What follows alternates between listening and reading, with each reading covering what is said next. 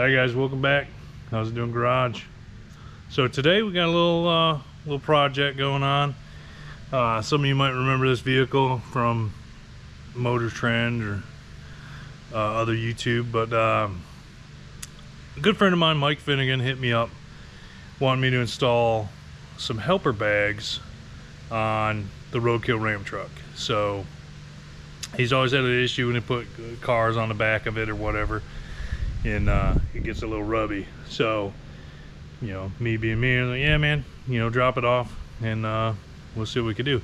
So what we're gonna do, I'll show you this stuff, is I had some like used parts laying around, so we're gonna put a dual needle gauge in it, one needle for tank pressure, one needle for bag pressure, little paddle valve, and then we got a air pressure regulator and relay in one. So we'll put this on the tank.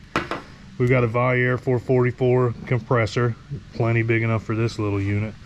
And then we have a Firestone helper bag kit for Chevrolet cabin chassis. So this kit should all quote unquote bolt on, but you know how lucky I am with bolt on stuff, but it should bolt on.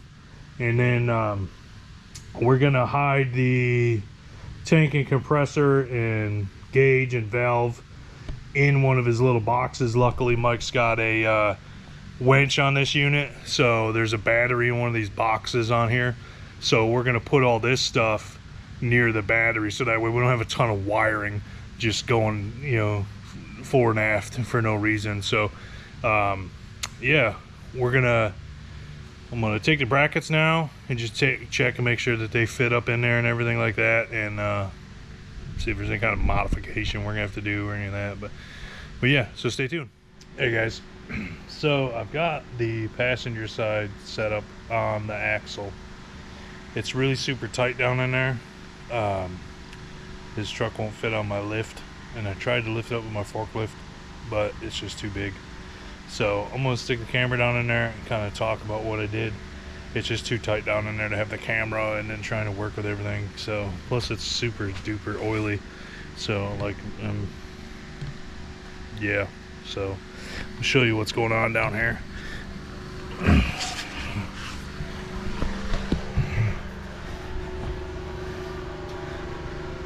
So basically the bottom of the helper bag bracket just sandwiches on the helper spring, and then the top, you just set it up in there, square it all up, and then drill the holes in the frame and bolt it on there. It's pretty simple. Then you just run the airline out the top over to the other side, which I'm going to do right now. Alright, so we've got all the helper bags installed. I've ran the airline and everything inside this little compartment. You see on the side of the ramp truck, it's got these little storage compartments. Well, we ran the air hose into this little grommet he's got in the back here. So I've mounted and plumbed most of the air tank. So this pressure switch will wire into the battery, and then it's wires into the compressor, and then there's a switch power which we're going to wire into a switch for a little gauge thing that I'm going to make here in a minute. I've mounted the tank. I just popped two nutserts in the back of this box and then just mounted the tank that way, so that way it's easier.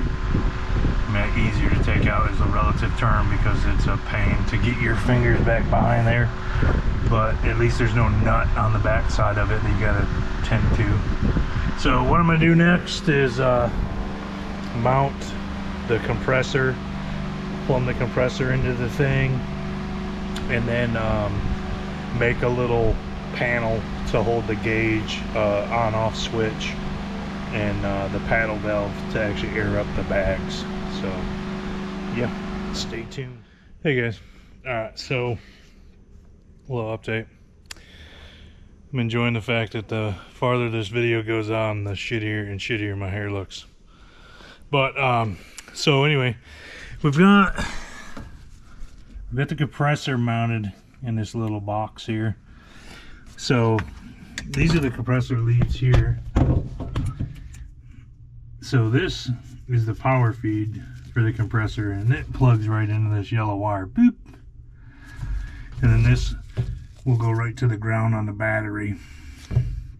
And then this ground here will go to the battery also for the pressure switch. And then this will go right to the battery. And then this here will go to our switch that I'm going to make on our little panel. So I'm going to go start laying that out and see what we can come up with. We're going to mount it up inside the box here. So when you open the door, the panel will be right here.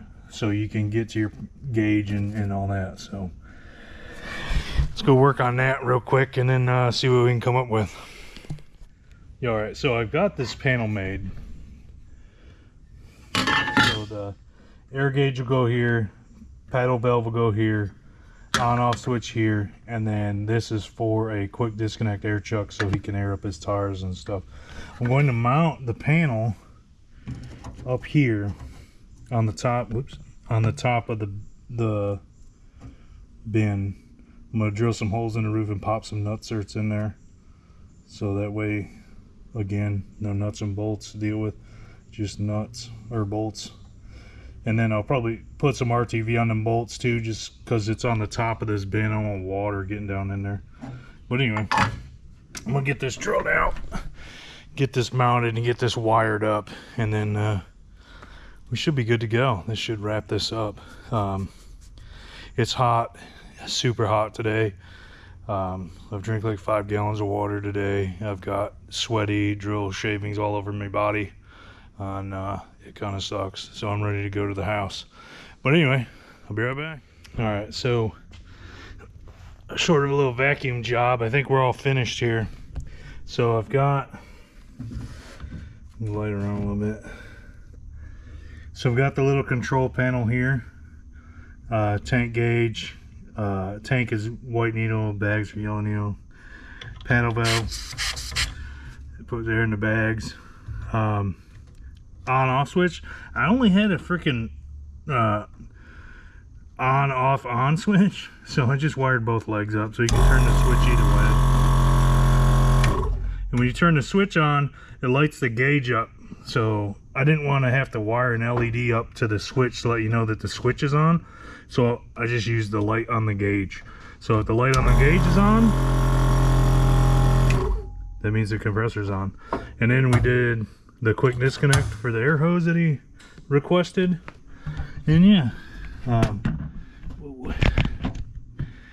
So here's all the lines and the wires that come in, go to the tank, compressor, everything's all bolted down. I need to vacuum this out real quick. I got some crap in here, but yeah, this should work out pretty good. I'm hot, super duper hot. It was like 100 degrees today. I'm drenched in sweat and drill savings and everything else. So I'm gonna clean up, go home, relax, and I'm gonna come back tomorrow and we're gonna test these bags out. So see you then. Hey guys, so it's tomorrow. So the ramp truck went down pretty good. Everything works great. One thing we're gonna have to do though is we have to test some helper bags, make sure that they work. So I'm gonna put my S10 on the back and just test them out. So yeah.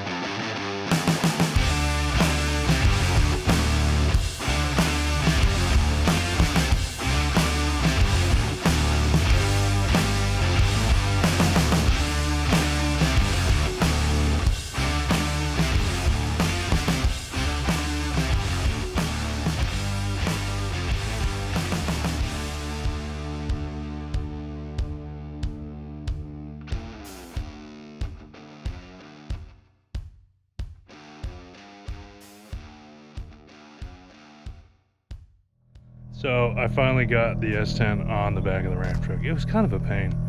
I didn't want to drive it up on there because I'm just here by myself and I didn't want to screw you know, Mike's truck up, because that's not what I'm about. But the helper bags are working splendidly. Yeah, so this thing's gonna be great. I think he's gonna really enjoy it. So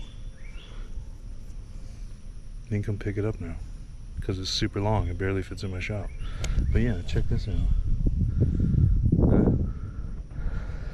I'm a little partial, but I'm gonna have to say this is the coolest thing that's ever been on the Roadkill ramp truck, you know, if I say so myself.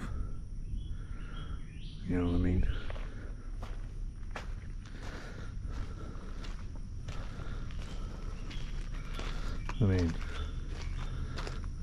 And look at the blower. It's sticking over the roof.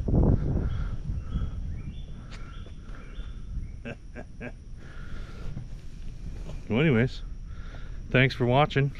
See you guys on the next one.